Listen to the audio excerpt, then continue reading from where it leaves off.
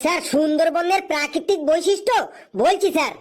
Sir Sundarban হল পশ্চিমবঙ্গ ও বাংলাদেশের একদম দক্ষিণে অবস্থিত এক গভীর বনভূমি। এই বনভূমিতে প্রচুর সুন্দরী গাছ আছে, তাই এর নাম রাখা হয়েছে সুন্দরবন। এই সুন্দরবনে নানা প্রজাতির প্রাণী বসবাস করে, যেমন জলে থাকে কুমির আর ডাঙায় থাকে বাঘ, হাতি, গন্ডার, হরিণ। হরিণের সাথে সাথে সুন্দরবনে শিয়ালও দেখতে পাওয়া যায়। এই শিয়ালের 4টে পা আছে, কাঁঠাল পাতার মতো 2টো কান আছে, 5 ব্যাটারি টর্চ লাইটের মতো 2টো চোখ আছে, হ্যান্ড ট্রাক্টরে ফালের মতো 32টা দাঁত আছে, ফুল ঝাড়ুর মতো একটা লেজ থাকে, সারা গায়ে পাপোশের মতো লোমে ভর্তি, ছুচালু পড়া মুখ দিয়ে একটা শিয়াল যখন হাঁক ছাড়ে হুক্কা হুয়া হুক্কা হুয়া, তখন দলের বাকি শিয়ালগুলো চেঁচিয়ে ওঠে কেয়া হুয়া কেয়া হুয়া। স্যার কেমন লাগলো সুন্দরবনের প্রাকৃতিক বৈশিষ্ট্যগুলি? তোকে আমি বললাম সুন্দরবন সম্পর্কে বলতে, আর তুই শিয়াল সম্পর্কে বলে দিলি কেন? স্যার সুন্দরবনেও তো শিয়াল থাকে। বেশ, তুই এবার আন্টার্কটিকা মহাদেশের বৈশিষ্ট্যগুলি বল। এটাও খুব ইম্পর্টেন্ট কোশ্চেন। স্যার আন্টার্কটিকা মহাদেশের বৈশিষ্ট্য বলছি স্যার। স্যার আন্টার্কটিকা মহাদেশ হইল পৃথিবীর একদম দক্ষিণে অবস্থিত। এই মহাদেশটি একদম সারা বছর বরফে ঢাকা থাকে। এই মহাদেশে নানা প্রজাতির প্রাণী দেখতে পাওয়া যায়, যেমন পেঙ্গুইন পাখি, সিল মাছ, মেরু ভল্লুক, তারপরে মেরু শিয়ালও দেখতে পাওয়া যায়। আর এই শিয়ালের 4টে পা আছে, কাঁঠাল পাতার মতো 2টো কান আছে, 5 ব্যাটারি টর্চ লাইটের মতো 2টো চোখ আছে, হ্যান্ড ট্রাক্টরে ফালের মতো 32টা দাঁত আছে, ফুল ঝাড়ুর মতো একটা লেজ থাকে, সারা গায়ে পাপোশের মতো লোমে ভর্তি, চালু পড়া মুখ দিয়ে একটা শিয়াল যখন হাত ছাড়ে হুক্কা হুয়া, তখন দলের বাকি শিয়ালগুলো চেঁচিয়ে ওঠে কেয়া হুয়া। স্যার কেমন লাগলো আন্টার্কটিকা মহাদেশের বৈশিষ্ট্যগুলি?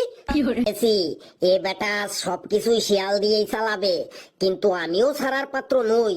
তোকে আজ আমি জব্দ করেই ছাড়বো। রেগে গেলে চলবে না, ওকে ঠিক তেলিয়ে তেলিয়ে জব্দ করতে হবে। বাবা ফেলু, তোমার মামা বাড়ি কোথায় বাবা? স্যার আমার মামার বাড়ি গোপালপুরে। তোমার মামার বাড়িতে কোনো শিয়াল আছে? না স্যার, আমার মামার বাড়িতে 2টো কুকুর আছে আর একটি বিড়াল আছে, কোনো শিয়াল টিয়াল নেই। বেশ, তাহলে তোমার মামার বাড়ির প্রাকৃতিক পরিবেশের বৈশিষ্ট্যগুলি বলো। এবার দেখি তোর মামার বাড়িতে শিয়াল কি করে আনিস তুই। বলছি স্যার। স্যার আমার মামার বাড়ির প্রাকৃতিক পরিবেশটা খুবই ভালো। চারিদিকে চাষের জমি, উপরে খোলা আকাশ, আর মাঝখানে আমার মামাদের ছোট্ট গ্রাম। দিনের বেলায় মামার বাড়িতে নানান রকমের পাখির কলরব শুনে মনটা একদম ভরে যায়, কিন্তু সন্ধে নামার পর রাত হলেই চারিদিকে ঘুটঘুটে অন্ধকার হয়ে যায়, আর তখনই চারিদিক থেকে শিয়ালের ডাক শুনতে পাওয়া যায়।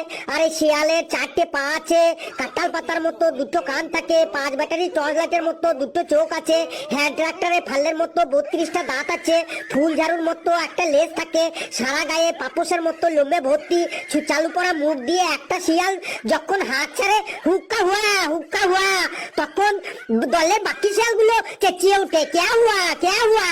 স্যার কেমন লাগলো আমার মামার বাড়ির প্রাকৃতিক পরিবেশটা? এই বললি তোর মামার বাড়িতে কোনো শিয়াল নেই, তারপরেও শিয়াল এলো কি করে? স্যার মামার বাড়িতে শিয়াল নেই, কিন্তু আশেপাশে তো আছে। নে ফেলু, তুই এক কাজ কর, তুই এবার আমার সম্পর্কে মানে আমার বৈশিষ্ট্যগুলি বলতো, মানে তুই আমার সম্পর্কে কিছু বলতো দেখি।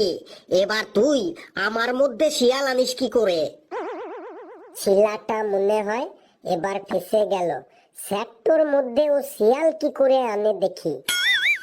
স্যার আপনার সম্পর্কে বলবো? এত সহজ কোশ্চেন ধরলেন? কথা না বাড়িয়ে তুই বলা শুরু কর। স্যার আপনার নাম ভান্ডু কুমার দান্ডেকর। আপনি হলেন আমাদের সব থেকে প্রিয় স্যার।